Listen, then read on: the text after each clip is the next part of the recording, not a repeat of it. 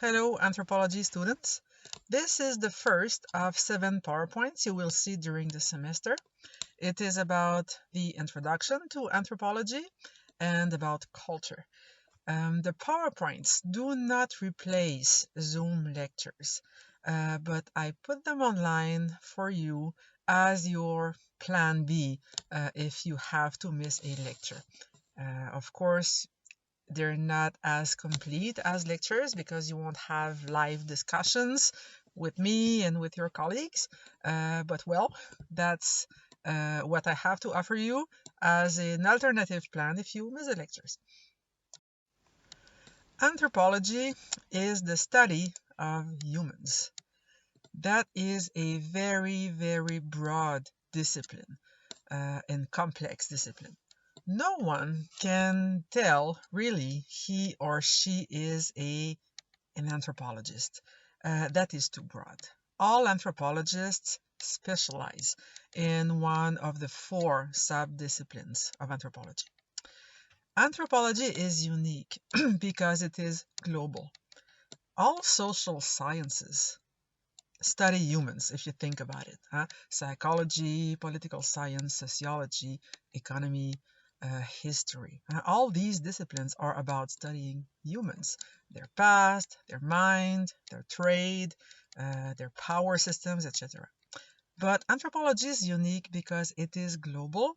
It really is the only social science discipline that will consider both the biology and the culture of human beings, as well as the past and the present.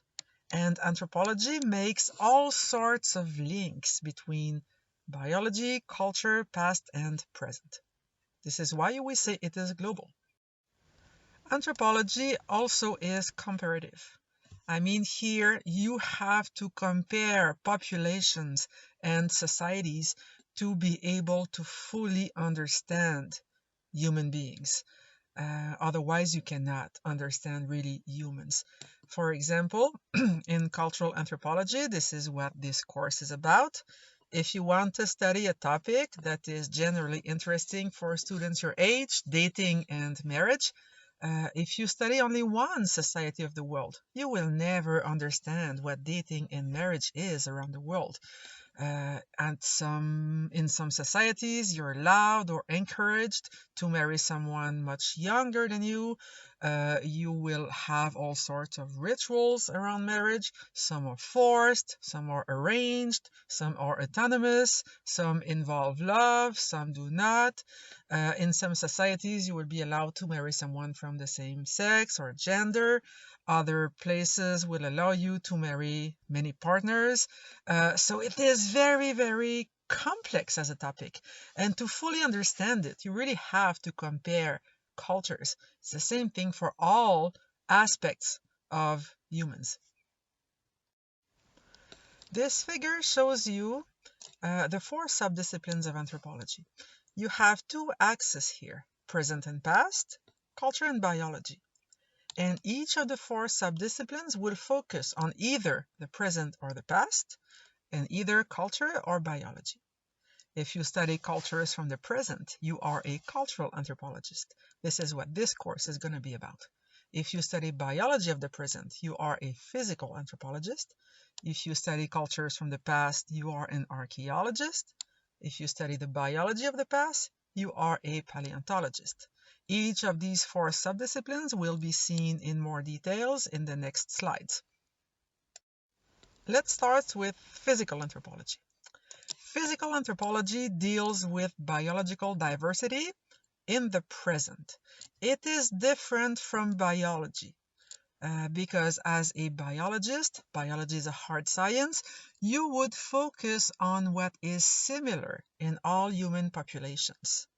If you are a physical anthropologist, you focus on comparing populations. And also you will be interested in making links between biology and cultural aspects of populations. And your data comes from living people.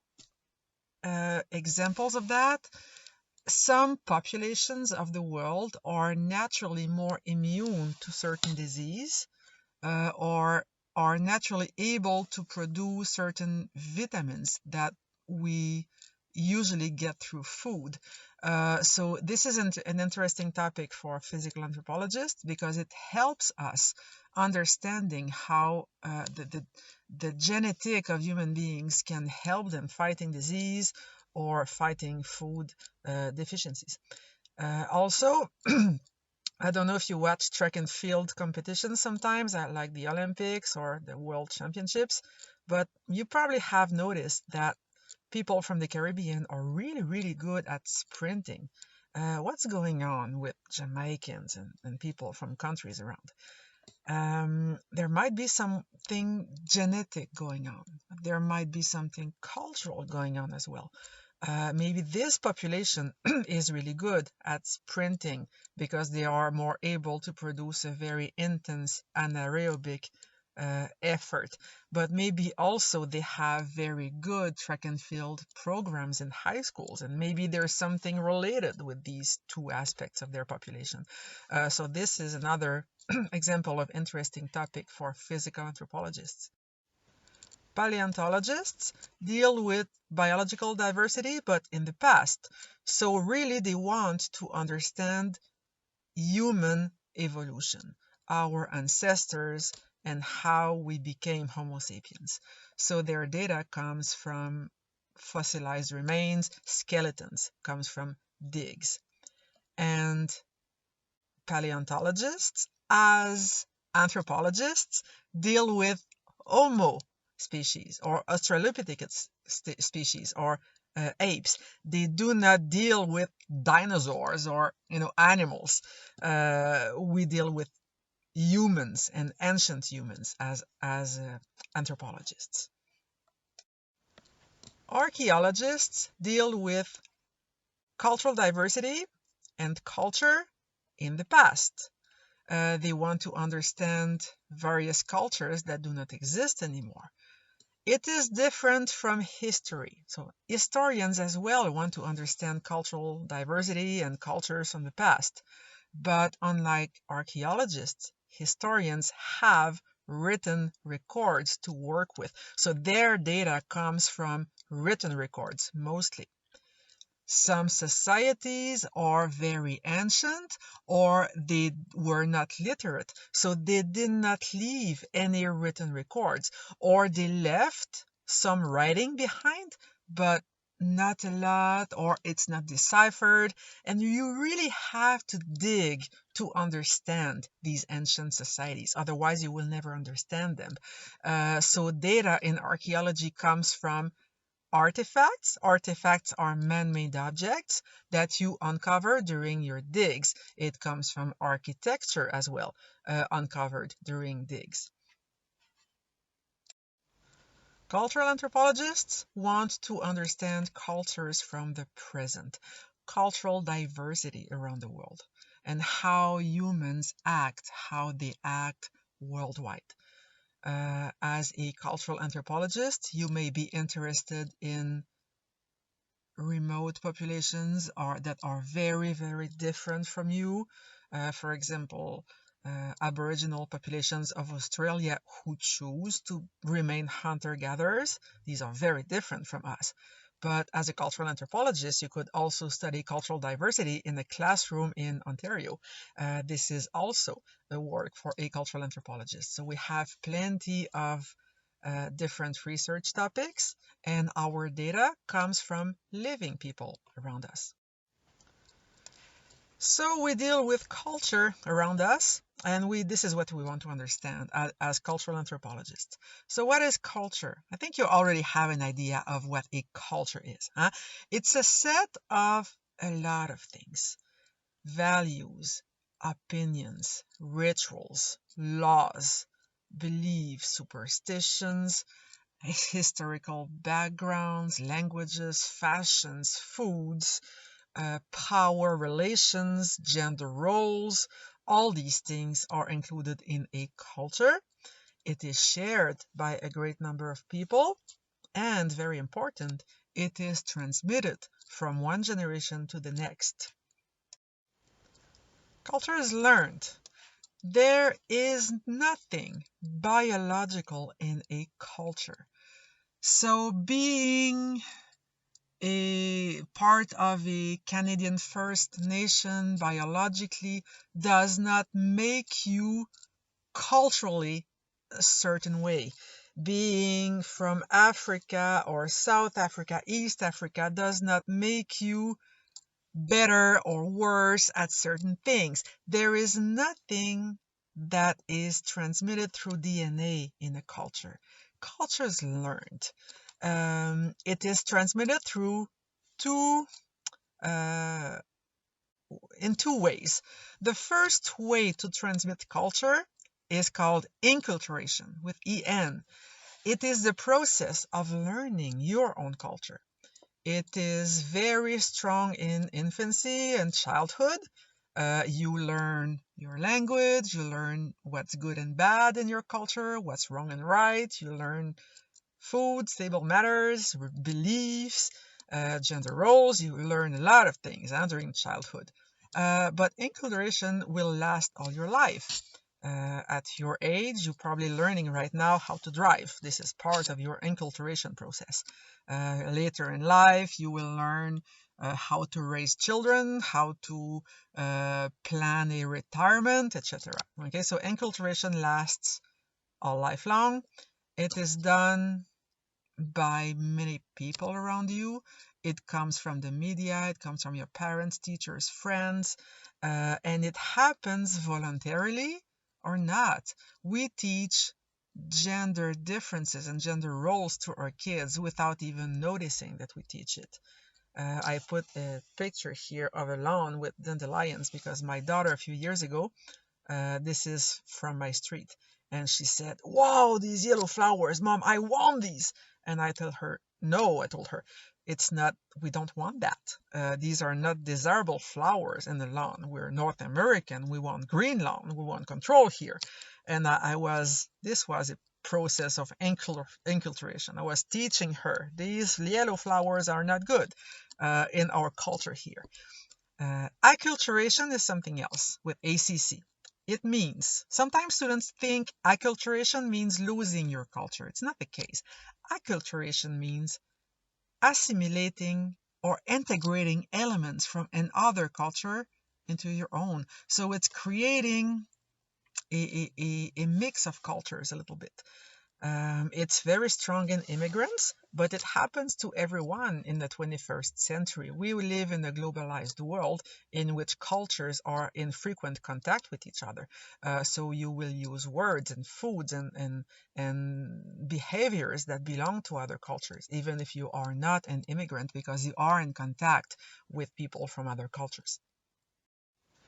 Culture is integrated. That's important to keep in mind. What does it mean? It means that all elements in a culture, those I mentioned earlier, beliefs, laws, gender roles, power relations, language elements, etc., they all closely fit together. If you change one element in a culture, sometimes it doesn't work well with other elements of the same culture. So there's a culture clash, an internal clash in the culture. This is also why sometimes people from very different cultures will not understand each other. And the integration is hard for immigrants sometimes because they want to integrate an element from their own culture that will not fit with element of the local culture. So all elements of a culture are so well integrated together that culture as a whole that works well in one place. The example I put here is polygamy. This is the Jacob Zuma on the picture. It's the ex-president of South Africa, and the ladies with him are his wives, and it works really well in his cultural background because he's from Zulu ancestry, and it's allowed to have many wives, and it works well where it exists. So in here, we don't even know how to call them. Is it the three first ladies or the first, second, and third lady? We don't even have words for this situation. Huh? But in South Africa, in ethnic groups where it's common behavior, it works totally right because girls don't go to school so long as men. They marry younger, they're not financially independent, there is a very strong gender role division, so people accept it, people are raised in a context in which polygamy works well. So it's integrated. But if you allow suddenly polygamy here, it wouldn't work because it doesn't work with other elements of our culture. It doesn't work with the official religion, with the laws, with the equality between genders, with the school system, the housing system, the workforce. It wouldn't work anywhere. So, we have many elements in our culture that fit really well together. You have to keep that in mind during the semester because sometimes it's where clashes happen between cultures. It's because cultures are integrated and we can't change some elements of them. A few more words about culture. Cultures are not monolithic. A monolith is a block, a solid block. Cultures are not like that. They fade into each other. They are not sealed off one another. Neighboring cultures are very similar. And it's especially true now in our globalized world. We do not live totally in a vacuum, totally separated from other cultures. Cultures are not homogeneous. They show a lot of internal diversity.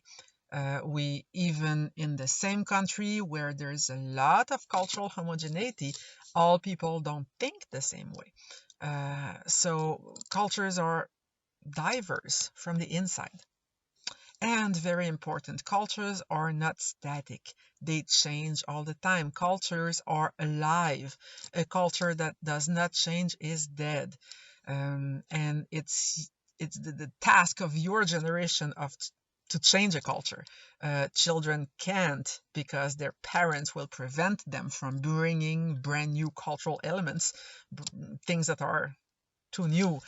Older people won't change a culture because they grew up in a culture in which they're suddenly very happy. But younger people do change culture. They're not happy with some elements of a culture. They want to change things. Cultures are not static, they change. There is a lot of cultural diversity around the world. You will be surprised during the semester to hear and learn about what people do around the planet. And when you start also analyzing what you guys are doing, where does this diversity come from? I've been asking it in the classroom and in homework, and you guys brought very good elements of answer to that question. What you guys said that is totally true. First, culture is adaptive. Culture helped in the past and still helps today people adapting to diverse environments. So a culture that came to be in the desert thousands of years ago and a culture that appeared in the jungle or in a very cold area will show a lot of differences in the language, in the clothing, in the architecture, in a lot of aspects. So first, there's the adaptive way of culture. Second, some people mentioned the past. Cultures come from the past. We live with what our ancestors did for us. So cultures, people migrated from place to place, bringing with them their own culture. And in the past, thousands of years ago, people stayed isolated in different places. Different groups, different ethnic groups were separated by large bodies of water, by mountain chains, and they stopped having contacts with each other. So they developed naturally different cultural characteristics. Some people mentioned as well the intelligence, the creativity of human beings. We are very inventive. We can create a lot of cultural elements. That's totally true. Some people mentioned wealth, the fact that the wealth of a country, or the lack of wealth, poverty will explain a lot of cultural elements. Wealth will explain a lot of cultural elements. So that's another reason why there's a lot of cultural diversity. So there's a lot of reasons. Some people told me as well, well, almost 8 billion. You can't expect everyone to act the same way, to be culturally the same. That's totally true as well. And other thing that you will have to keep in mind in this course when we discuss sometimes maybe sensitive topics is the notion of truth. What is truth? What can be considered true in life? Now I'm not talking about hard sciences. Water boils at 100 Celsius degrees at sea level. That is truth, that's science. But I'm talking about social truth, about societies, about cultures here. So the first point of view about truth would be, and this is a point of view that was very widespread in the past and still exists today. So this first point of view is the following. Truth exists in the essence of things. It is there to discover, so that you can discover the truth and you can teach it. So there's one truth, one way to see things as good or evil or bad, or as correct or incorrect. The second point of view on truth, it's the one that is more widespread today and the one that we use in social science. So according to this point of view, truth is built in society within a cultural context. So truth is a social construction. We decide in our cultural context what we can consider truth, what we can consider correct. And this is the point of view used by social scientists. I will give you the example I gave in class. I asked students, what do you see on the left picture? In which mental category do you put that, what you see on the left picture? Because in the cultural context, we create mental categories. So students said that's an animal. And I said, okay, what kind of animal? Oh, it's a pet. It's a rodent. It's a guinea pig. It's cute. This is the answer I got in class. Most of the time, the answers I get. On the right, I asked students, what do you see there? They said, I see a grasshopper. What is that? It's an animal. It's an insect. It's a pest. I don't want it in the house. I don't like it. So this is the kind of answers I usually have. So we have here as Canadians our mental categories in which we put things. But these things you see there, this is food. It's very, very good food. If you live in the Andes, in the mountains of Peru and Bolivia, guinea pigs, it's your food. If you tell them you keep them as cute pets, they think you're nuts. They're actually very good. I've been having a lot of them. So you fry them and eat them on Sundays. Grasshoppers, they're chapulines in Oaxaca in Mexico. You buy them by the kilogram and you put them in your tortillas as ground meat. That's very good meat. So this is true. It's food. So your truth about what these animals are depends on what your culture is. Now I'm talking about food and animals and funny answers, but when sometimes if I talk about the democracy or the equality between men and women, what is true? It depends on your society. So sometimes the truth is more delicate and more tricky to discuss. We'll discuss that over the semester. Now there are two very important notions I want you to keep in mind over the semester. These two notions are ethnocentrism and cultural relativism on the next slide. Ethnocentrism, if it's a little bit strong, would mean that we think that our culture is at the center. We think that our own culture is the best way of life, is the better culture than other ones. But ethnocentrism can also be normal. Normal ethnocentrism would mean that we judge or we see or we analyze or we interpret other cultures with the standards of our own culture. So we kind of tend to judge a little bit, huh? It's totally normal because we grow up in a certain cultural context, and it's normal, it's a normal product of enculturation to see other people with our own eyes. Growing up in a cultural context, we create filters through which we see the world. So it's normal to look at other cultures through this filter. For example, a guinea pig. This is not food, it's a pet. You can't eat that. So this is being a little bit ethnocentric. It's being, we see what other people do through our own cultural markers. You will get different definitions of cultural relativism depending on who's talking about it or which book you're reading. These two definitions I have here are from two different textbooks I was using in the past. So cultural relativism would be a correct way to see the world as social scientists. It means that each culture should not be judged with the standards of other cultures. No culture is better. Maybe there are some cultural behaviors that are unacceptable, but we shouldn't judge. That's a little bit tricky, huh? Because, for example, you have just read an article about female genital cutting.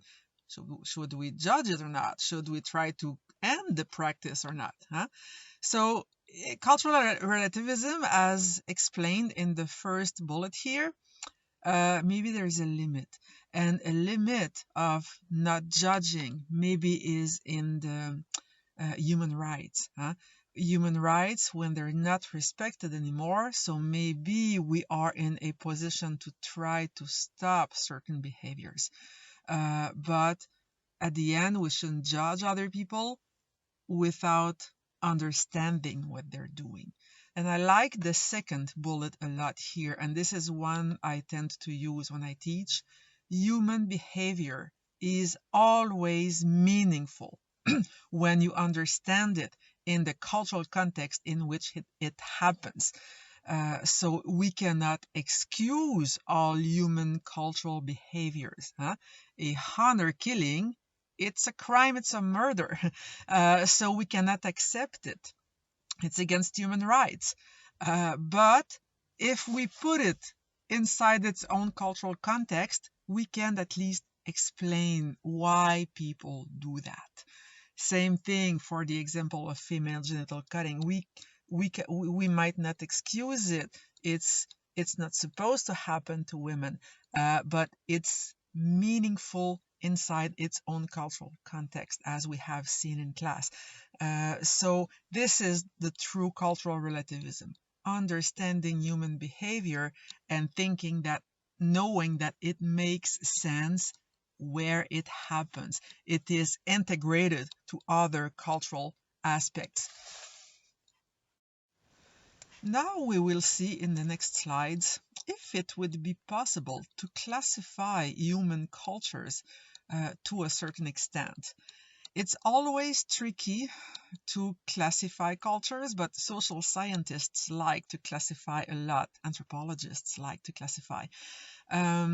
This is controversial a little bit as well, because when you classify cultures, you kind of have to say that cultures are a little bit homogeneous, and they're not. Huh? But there's ways to classify cultures that will help us understanding certain behaviors. I will explain in this semester. One scholar who did that, and his classification is used a lot by anthropologists, by sociologists, by cross-cultural psychologists, is Gert Hofstede.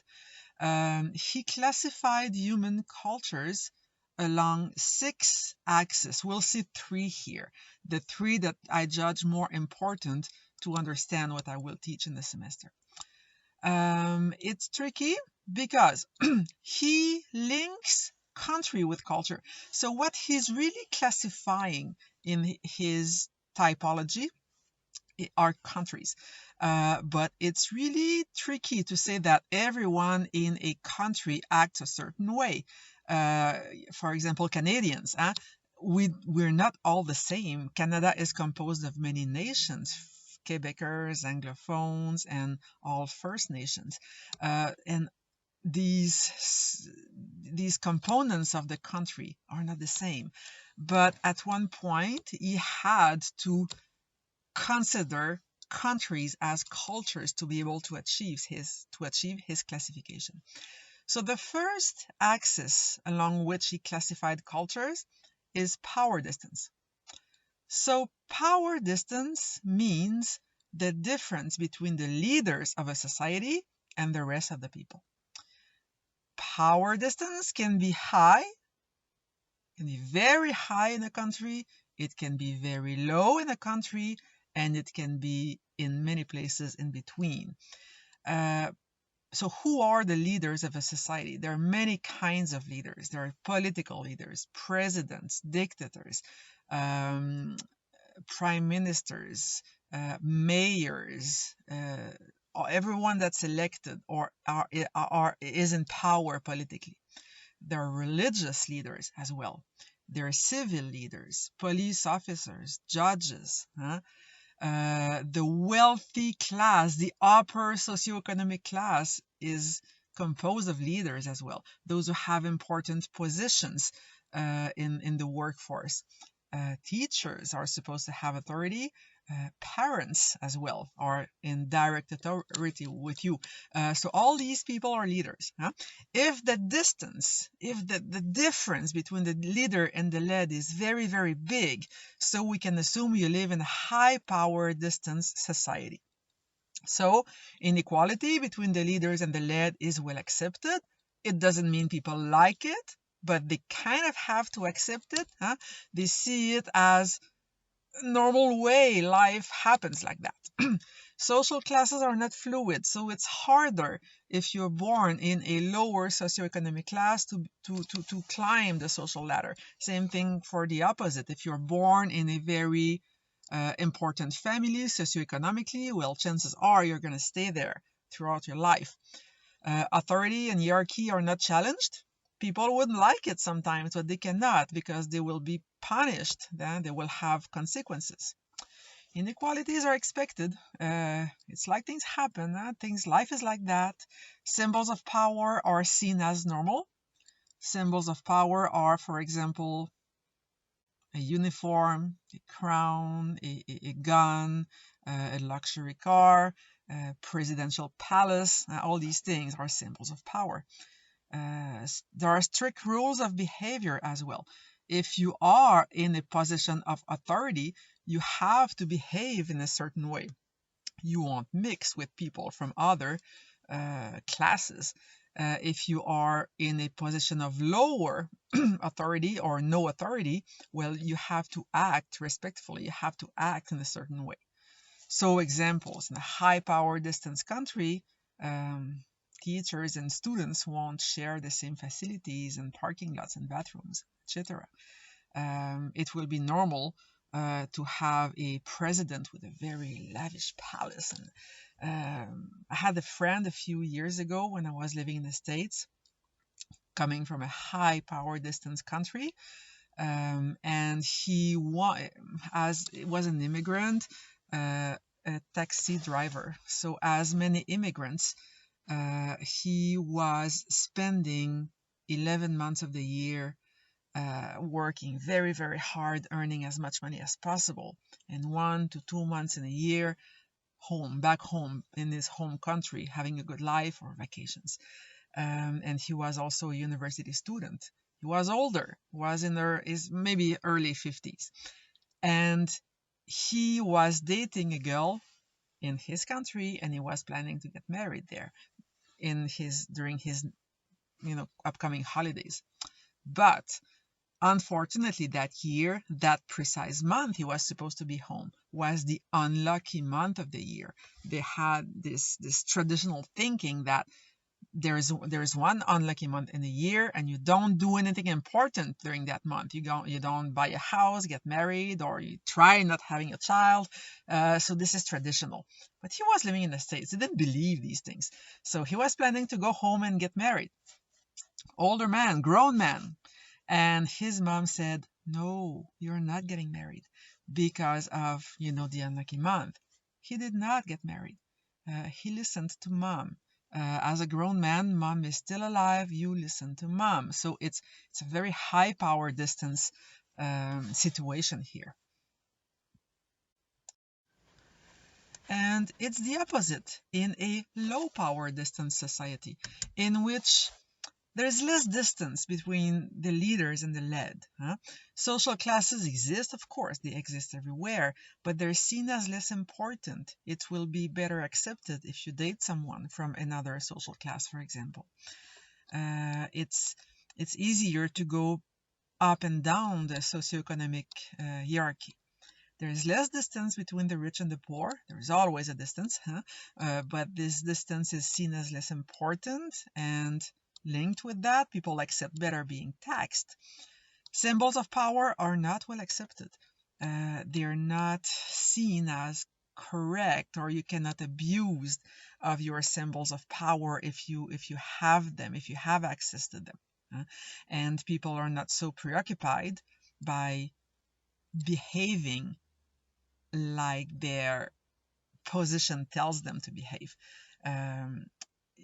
You will have more, casual conversations with people from other levels of hierarchy.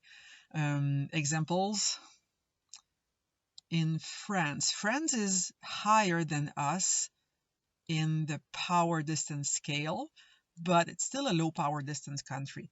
And in 2008, when Nicolas Sarkozy was elected for the first time, he went, there is always a gap between the day you're elected and the day you take office. So during this kind of honeymoon period, political honeymoon period, he went to a cruise on a luxury ship. This is a symbol of power. And it was precisely during the economic crisis of the fall of 2008. People in France were mad at him because people were losing their jobs. The economy was going to hell, and the guy was, having a good life, showing symbols of power. It did not start well, his presidency. Low power distance country. So in Canada, we are a low power considered as a very low power distance society.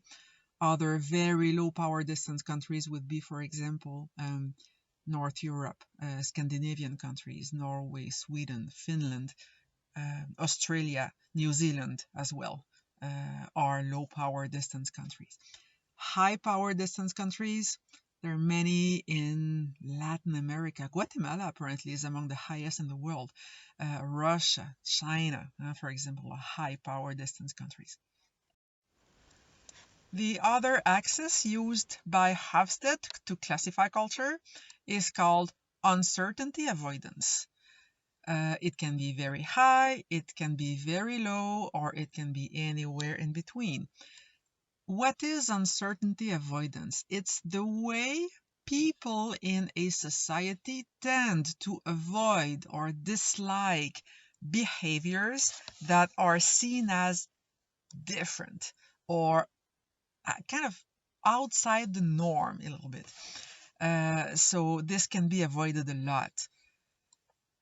So in highly avoidant societies, you have to conform. You learn in school even how to behave well in society, how to be conformist, you cannot think outside the box too much. Institutions protect traditions, conformity. So it's harder being accepted if you are different, if you think differently, if you don't follow clear gender roles. If you dye your hair blue, for example, if you protest for things you're not supposed to protest against, try to be gay in Russia or China. Huh? They're highly avoidant societies. These are examples. Societies with low avoidance will accept better people who are different, people who do not conform to the norm, people who think outside the box. It will be okay. You won't be harassed. You might be harassed, but much less. You won't be punished.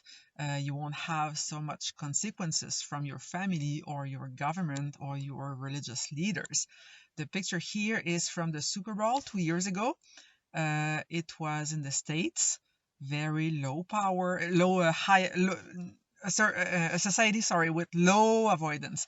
The cheerleaders were, some of them were males for the first time.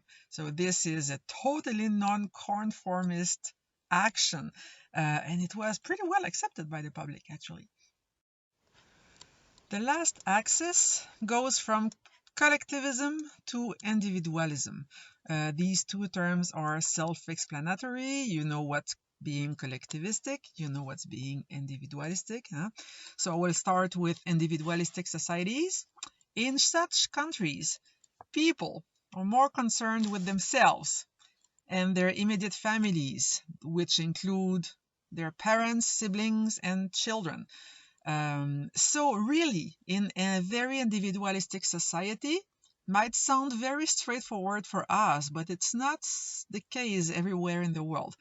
How you define yourself as an individual is through your own skills, opinions, attitudes, values, etc.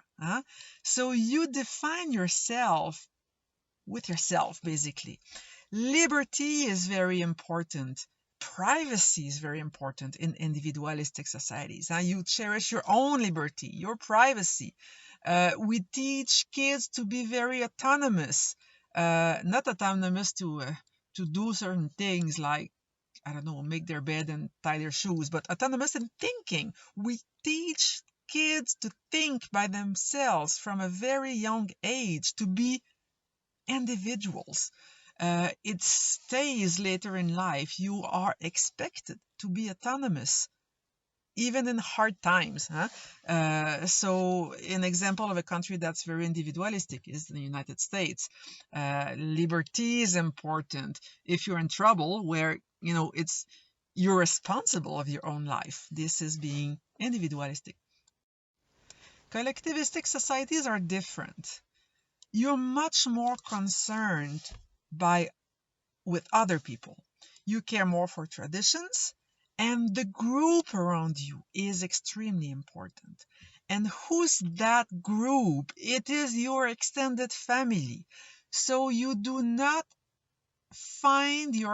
build your own definition. You don't define yourself only with yourself, but you include all the group around you, all the extended family around you. Your position in that group is important. Your position in the hierarchy, the authority, your position in the age group. So this is very important. You have to behave, otherwise the group will suffer. And people in the group have to behave, have to be good, because you will suffer. So there's much more links between yourself and your extended family in your self-definition as well. Group cohesion is very important. Honor is important because the importance of the group. Loyalty is important. So you have to behave, you have to be good to the group, but it's good for you as well, because the group helps you. You help people and people help you around. Collectivism very often is linked with poverty a little bit. So there's the social network around you is important when you have hard times. But some very wealthy country will remain collectivistic by tradition sometimes. whereas individualism is very often linked with wealthy situations, wealthy countries.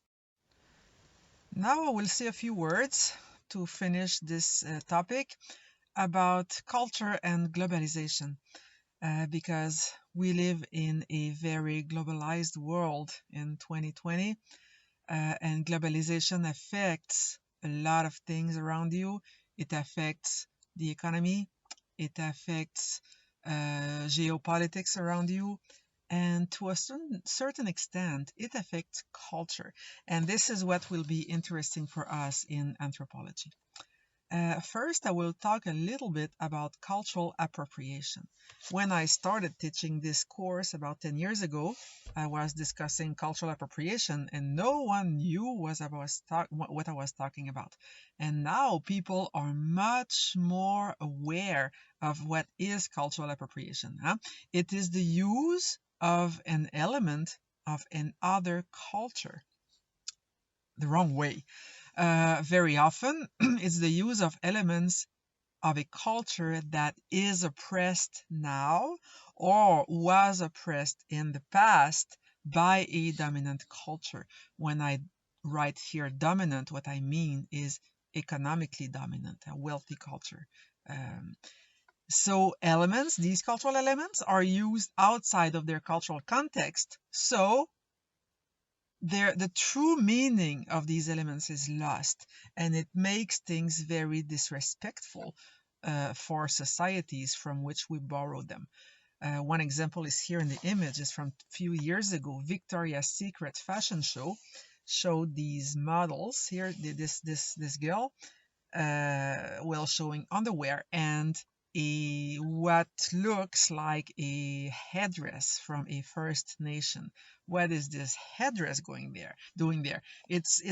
There's nothing that is respectful here, and there's no link, no connection whatsoever between the meaning of that headdress and the meaning of the fashion show here. So this was considered disrespectful cultural appropriation. So now we know better about cultural appropriation, but it is not a new phenomenon. It existed for decades. For example, on the left picture, you have this band from the 1970s or 80s, I don't remember, Village People. And look at the cultural appropriations that you see there. All this sports team that are changing names right now. The Redskin, the Red Man, the Indians. This is all because of cultural appropriation and the disrespect for First Nations. Sometimes there are interesting controversies with cultural appropriation, and people disagree. For example, should white people wear braids and dreads and cornrows? So we have to ask African people or people from African descent, should white people do that? And people don't disagree. Some of them say yes, it's a homage. It's because they're interested in our fashions and cultures. Some others say no, these symbols belong to us and belongs to our past. So there are different points of view here. There's a debate.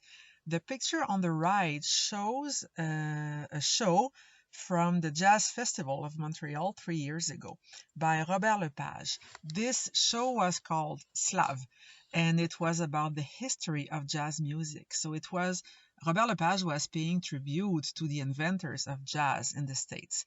The guy is white, so there's no problem there. People accepted well, and it's okay that white people can organize a show about slavery and about jazz, and it's okay because also he included Africans, Afro-Canadians in his production, so it was okay. The problem was that he hired white singers to play the role of black slaves, and that was not well accepted because we have plenty of good black singers and actors in Quebec. So people told he should have hired at least a lot of black singers. A couple of them were black, but the majority were white. He had to cancel the show. People were protesting in the streets, for the rights of black singers to be respected here. So it was considered a case of cultural appropriation. So globalization affects cultures. We borrow a lot of elements from other cultures. Do we use them well or not? It's a matter of debate. It's a question of opinions. And other cultures borrow a lot of elements from the Western societies. So there's many ways to see that. There's many different opinions on the fact that cultures borrow so much from each other. And I separated these different points of view in two models, as people very often. The first point of view on how globalization affects cultures is called the conflict model. There are many conflict models. It's a negative view. It is saying that the fact that cultures fade so much into each other, there's so much cultural mix because of globalization, is not a good thing, because culture does not travel evenly in the world. Small scale cultures, traditional cultures, borrow a lot from the Western world, whereas the Western world borrows or is little influenced by these small-scale cultures. So the conflict models see globalization as creating a clash of cultures. They see things as, Western civilization, Western capitalism, Western culture, life ways is destroying other cultural systems. The world is becoming kind of homogeneous. The Western culture spreads so much as it's destroying other cultures. This is one point of view people may have on the way globalization affects cultures. For example, many traditional musics now around the world will adopt Western instruments, electronic instruments. According to the conflict model, this is not good because it creates the destruction of traditional music. On the right, you see a sand hunter from Southeast Africa using a GPS. According to the conflict models, it's not a good thing because the guy is losing his ability to orient himself. It's killing his traditional hunting techniques, and they also use smartphones. They call their wives, "I'm not going to be back tonight." So it's, according to the conflict model, it's not a good thing. They're losing their cultures. But according to the opposite point of view, we call the localization models, it's okay. Cultures are alive, and we live in a world where they change a lot, but it's not necessarily seen as a bad thing. Localization models are more neutral or positive in the way they see how globalization affects cultures. So it puts into question the fact that small-scale traditional populations do not have any judgment, and they will swallow any Western cultural aspect without any judging, without analyzing it. So according to the localization models, people around the world are not crazy. They are able to borrow Western ways of life and Western cultural elements if it suits their needs.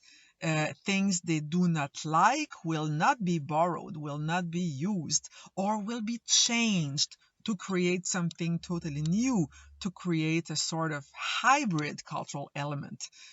For example, McDonald's now is everywhere in the world, but the way people use it, or use it in their country, they use it according to their cultural context. So in the Middle East, in Muslim countries, well, you will not be able to buy pork during the Ramadan. They will be closed during the day. They will be open during the night. So it adapts, and there's an adaptation here. There's a hybridization of cultures.